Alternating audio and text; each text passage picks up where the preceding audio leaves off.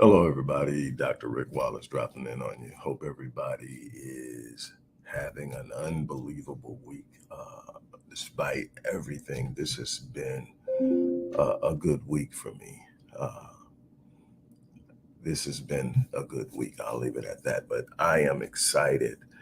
By now, you probably know that on the 21st, which is not this Saturday, but next Saturday, I'm holding a master class on crushing limiting beliefs and we're using the very basis of my course that I created some years ago called Crushing Limiting Beliefs that has been used in institutions and literally has been sold to quite a few people by the organization I originally licensed it to for 5 years. And so you may be asking yourself, why should I attend this class? And what benefit would I get out of attending it? And is this just the next thing, another thing? Somebody sits down, you watch, and you walk away with nothing.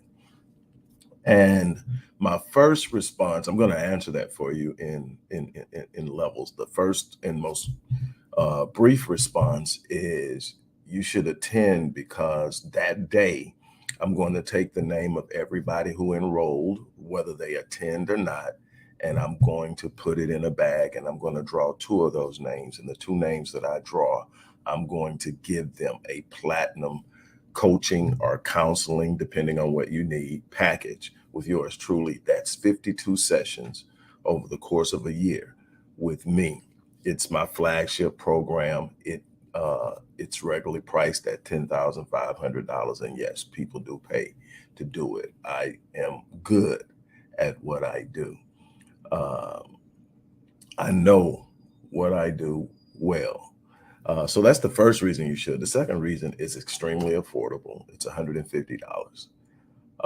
So for $150, you take a chance on winning a $10,500 package, but you also get to sit in and address issues that are plaguing people who are sitting in a position of average when they are designed to be exceptional. And that's what I want to talk to you about today. If you're studying your design, if you are a person of faith, regardless of what faith you come from, if you are a person of faith, then you believe that there is a source. You believe that there is a creator. You believe that there is something exceptional and extraordinary above and beyond you that has control of everything. And that source is where you should be leaning into. But let's talk about the source and the power of the source. And in one way, shape, form, or fashion, if you're a person of faith and you believe in the source, you believe the source is omnipotent, meaning that it is all powerful, or he or she is all powerful, whatever your thing is. I'm not here to tell you how you should approach God, the source, the most high, the almighty, whatever. That's not my responsibility. That's for you to figure out. But whatever the source is, it's omnipotent, meaning that it's all power. Good morning, Louise. It's all powerful. Second, it's omniscient. What does that mean? It knows, or he knows, or she knows. It knows everything. This source is unbelievable. It knows everything. One of the ways I finish my morning meditation every morning is that no matter what obstacle or undesirable circumstance crosses my path, I refuse to accept it, for it's nothing but an illusion. And um, and it's nothing but illusion, because there can be no undesirable circumstances to the mind of God. Why? Because God knows everything. So we start that. So you got this omniscient, unbelievably powerful super uh, entity that most refer to as God. And here's God designing a specific something. And why would God design that thing less than perfect? Why would a perfect God design something inferior? And so the design is perfect. Well, what happens then? Because I'm not perfect. Well, what happens is anything, no matter how well it is designed, can be contaminated. It can be compromised. It can be thwarted. And over time, there have been ways that we have not taken care of our bodies, we have not taken care of our minds, we have not taken care of our environments. It has shortened our lifespan and so much more. So then what you have to understand is your design is impeccable, extraordinary, phenomenal. It was meant to do some things. Your design, now here's the important thing that you have to understand. Your design is a reflection or an indicator of your purpose. When you study the design of something, if you study it well enough, it'll tell you what it was meant to do. Well, when you study your design in its purest state, it'll tell you your purpose. There's a way you move that's unique to you. Now, all of us are human. All of us have a lot of characteristics that are similar, very similar, or even identical.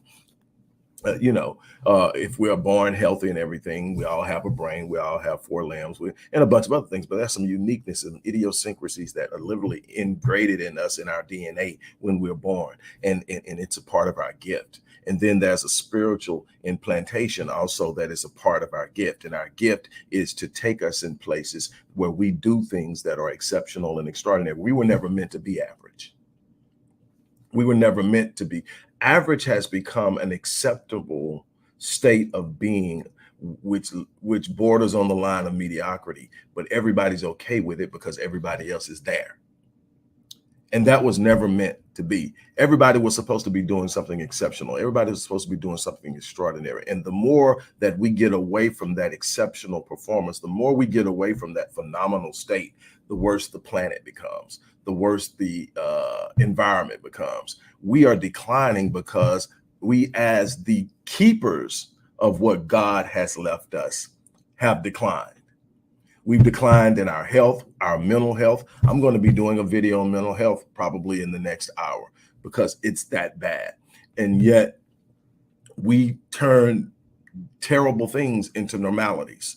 We have an unbelievable, there should be a level of adaptability in the human mind, in the human space, so that we get into environments that are not something we're normally acclimated to. We adapt to it and we do our best while in it. But it should not be a situation where we adapt and then settle. So yeah, there are going to be some bad days. There are going to be some difficult moments. There are going to be some challenging times, but that should not be where we hang our hat and what we become used to and what we are willing to set.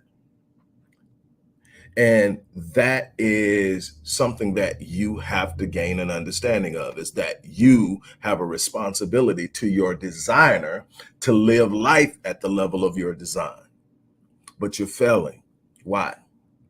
Because you've bought into the narrative and the stories that are being told about you and about the world around you. You have accepted a position less than what you were designed to be. You have accepted a position of average. You have accepted a position of mediocre. You have accepted a position of poverty. You have accepted a position of meandering through life and just simply existing. You have accepted a position of simply surviving because that was the narrative that was handed to you. And there was no other narrative being told when it was handed to you. So you accepted the narrative based off of the environment that you were encapsulated in. And then you decided this was my lot in life. And you haven't even pursued anything close to what you're capable of. You may not have even examined yourself to understand your design. Why do I think this way? Is this the natural way I think, or is this something superimposed upon me about the people who had an influence on me when I was developing? Or is this my what do I do well? Why do I do it well? Why am I so gifted in this area? How could I use this to expand my reach? How could I use this to expand and intensify my impact? How could I become a person who touches lives? Because see, that's what it's all about. It's not about you. Now, there are some ancillary benefits to touching lives. See, it's about changing people's lives. It's about making the world better. It's about serving a purpose. Now, when you do that right, you are rewarded in so many different ways, not just monetarily, but you are rewarded in many ways. But you have to be in the right place, doing the right thing, and be committed to it. There's something here in this world you were sent to do.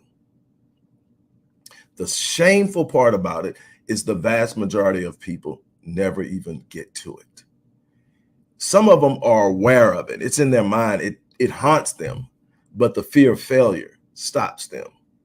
The idea that I'm not meant to do that. The idea that only people there are narratives that some people tell people. I've sat down and I watched it because they don't believe they can achieve wealth. They have actually adopted the idea that all wealthy people are evil. Why? Because now they can rest on their perceived holiness and say, well, that's why I'm not rich. It's because I'm too godly. Huh.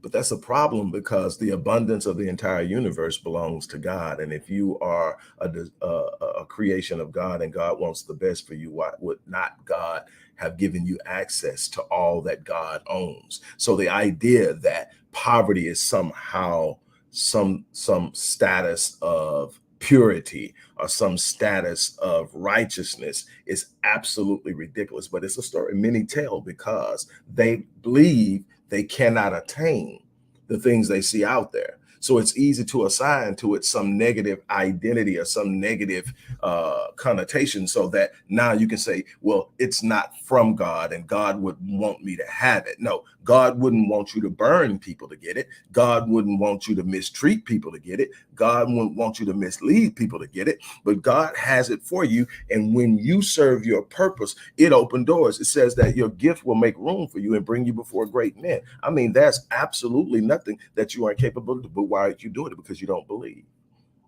So when people ask me, why should I attend this course on the 21st? Because so many of you need to break those limiting beliefs. Some of you don't even know you have them, but they're so intertwined and embedded and inculcated into the deepest resources of your psyche that they're controlling your decision making. They're controlling your behavior. They have dictated your habitual behavior. Your habits are all things that are working against you.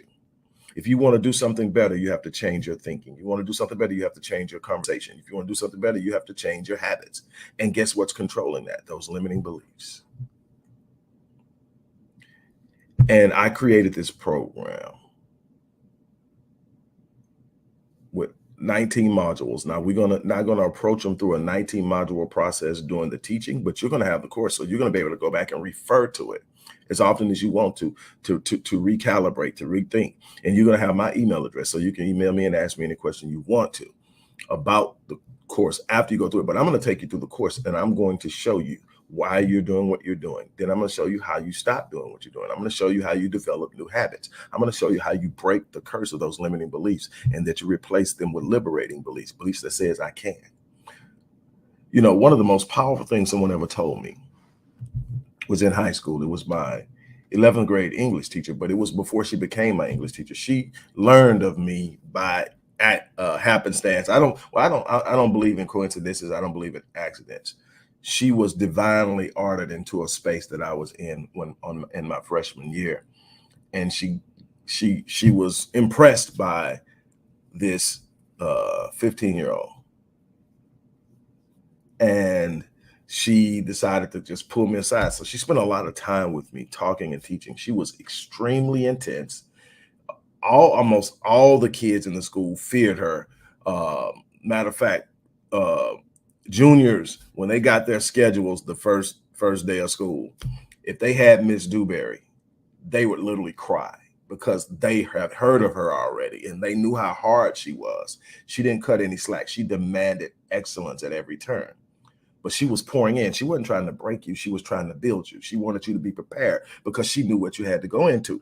Well, Miss Dewberry found me long before the 11th grade. And I was actually supposed to be in an honors class. Her class wasn't an honors class. I was supposed to be in an honors class. She went and requested that I be in her class.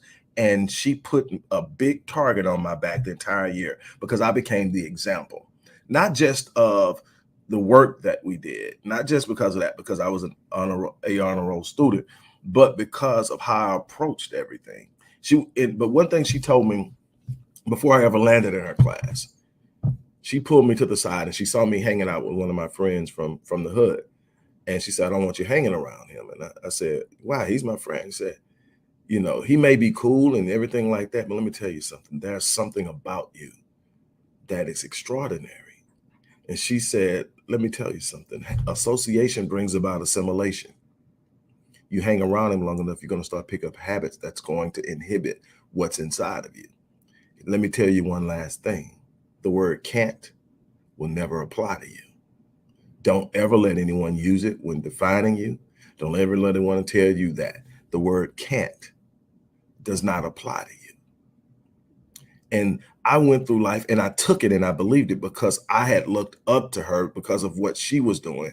And I loved the way she challenged and I wanted to meet the challenge. So I went into her classroom and I went ham when I got there. And it was, when it started out, everybody, oh my God, oh my God, oh my God. And then it became, hey man, how do you do this?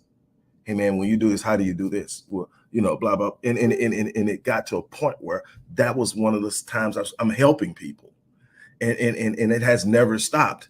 But the word can't shouldn't be in your vocabulary. There is an ongoing inside joke within my inner circle. And for those who have been there for some time, there are few, not many, that have been there for some time. They always tell people, the new people who come in, whether they get to stay or not, is another story. But new people come in, and one of the things they tell me, say, if you want to stay in this in this clique, if you want to stay in this circle, don't ever say be realistic. And everybody break out laughing, but the old heads know it's absolutely true. I can't stand that term, be realistic. Be realistic means that I have these limiting beliefs, and I believe this is how the world operates. Anybody that decides to go outside the boundaries of those limiting beliefs isn't being realistic, and therefore I need to put them back in their place. And that is not allowed in my circle. I want you to dream as big as you can. Are you just going to snap your fingers and be there? Absolutely not. But if you put in the work, if you see, I have been failing forward for 30 years. I failed forward into writing and publishing 24 books, starting 47 companies, living in places and traveling to places I could never even imagine as a child, and doing some pretty extraordinary things with people's lives and changing lives and taking people from a place where they came from poverty and trauma to literally sitting up and running a multi-level organization. I actually have helped a person who had Asperger's, which is on the autism spectrum. He is now running an international company, and he hits me up once a month and all excited about what he was able to do.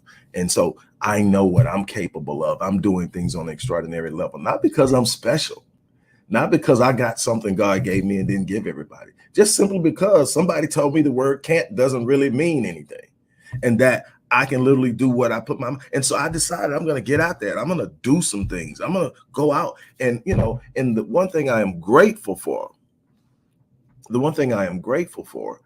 is that I found myself, because there was a time that I was so successful that I got caught up in me. So it was about what I could buy, what I could drive, where I could live, all those things. How could I present myself? And look at me.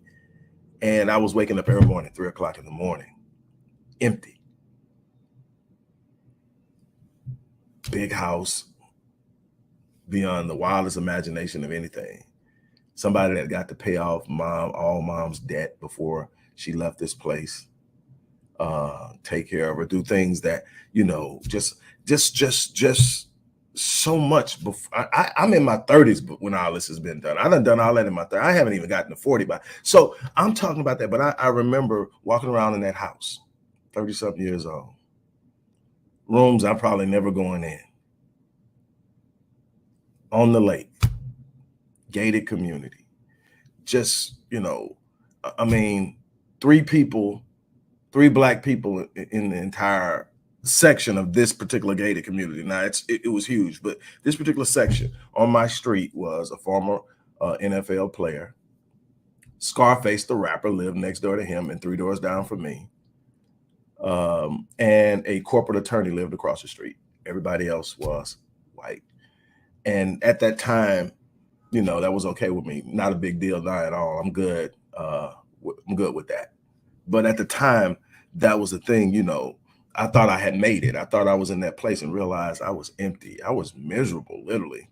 I had to stay around people to get energy to feel okay because I was empty. And I went and I sat down And I talked to the very mentor who started me on my business journey, who told me that I was going to fail forward because I dreamed big. And I asked him, and I'm like, man, what's going on, man? I got all the stuff. He said, you haven't learned yet? As sharp as you are, you haven't figured it out? And I'm like, what are you talking about? He said, it's not about things, man. You got to step into your purpose. The things are fun, but they are ancillary. They come because you're in your purpose and you're doing what you're supposed to do. You've just learned how to master stuff, but you're not walking in your purpose. What are you supposed to be doing? And it changed. It's not about me standing above people. It's about me pulling people up. And it all changed. And from that day forward, I tell people, first half of my life was about me. The second half of my life is about my legacy. And my legacy is helping people. So when you ask, why should you attend? Your life is reflected in the decisions you make. Your design is perfect. It's flawless. Now, you've done some things to compromise it and taint it, but underneath the surface of the tarnish of your thinking, the tarnish of your thought processes, the tarnish of your corrupted self-image and belief system, the tarnish of your health, physically, mentally, emotionally, is the purity of the design. It's still there.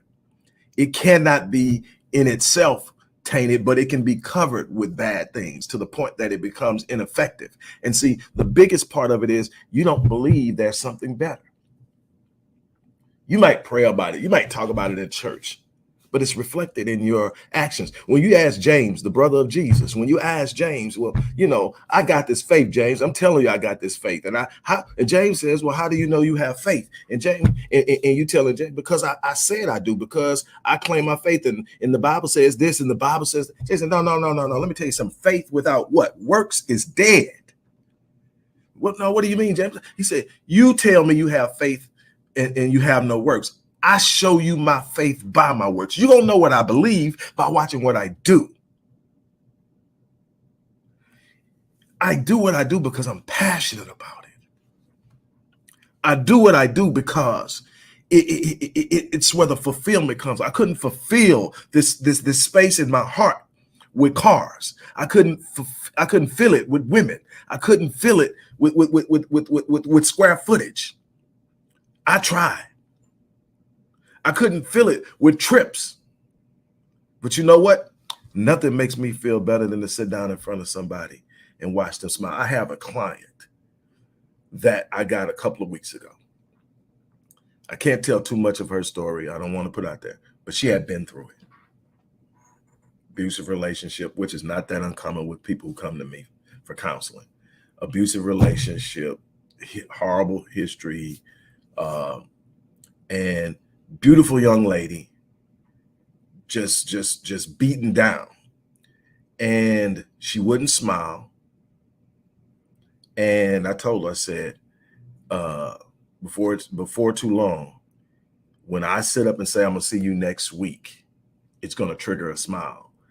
And she was saying, you know, real soft and everything, like she couldn't believe it. She couldn't say it. She didn't feel that her smile, number one, was beautiful. She didn't believe that she had anything to smile for. I was talking to her this week after a session, and I said, hey, that time is coming. I'm about to go. And she smiled. It made my week. With everything that I'm going through, that made my, why? Because there was power in that smile beyond anything she ever knows right now. That's going to show up in what she's able to do. That was her being released from something. That's what I do. And that's what I enjoy. That's the power to be able to look in somebody and see what other people don't see. And people ask, well, why you treat everybody like this? Because everybody deserves to be treated that way. You know, when I'm dealing in the Black community and people sit up and say, well, not all Black women deserve, everybody deserves to be treated. It's not about what I see you doing. It's about what I know is inside of you. Because see, the designer didn't play favorites. That's the beauty of this thing. The designer didn't play for, I'm gonna bless you, bless you, bless you. No, you're just gonna be ratchet all your life. You're just gonna be poor all your life. You're just gonna be mentally challenged and mentally frustrated all your life. You're just gonna be a stepping stool for everybody. No, that came from your environment. That came from constant negative influences around you. That came from being in the wrong place. That came sometimes from your own poor decisions, but it was never God's desire for you. It was never God's will for you. It's not a part of your design. It's not a part of your purpose. It's not a part of your destiny. It's not something you should be looking forward to in the future. You should be stepping back and saying, what limiting beliefs are shutting me out of what God designed me to do? What limiting beliefs are shutting me out of what God wanted me to have? What limiting beliefs are stopping me from being a blessing and a powerful force in the lives of other people? That's what you're supposed to be asking yourself, because in front of you is the story you write. You get to write it. Nobody gets to tell you what you can and cannot do. You are going to determine. The only limitations you have are the ones you accept with your mind. Everything else is a lie. Everything else is a lie. You have the ability to stand up and walk and do unbelievable things. You were designed that way. The problem is you haven't been living at the level of your design. So that's what I'm going to be doing on the 21st when I teach this class. I'm going to be setting you free to actually walk in a space you've never explored before, the space of possibility and unlimiting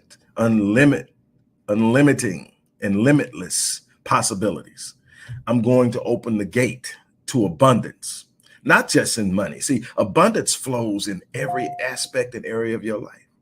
You need an abundance of love. You need an abundance of confidence. You need an abundance of excitement, an abundance of joy and happiness, an abundance of fulfillment. And all of it exists. And yes, there is financial abundance, and it cannot be restrained from you. It's not simply meant from some elite group. You have a right to it. You can create it. You can generate it. You can manifest it. It's all possible. I want to show it to you.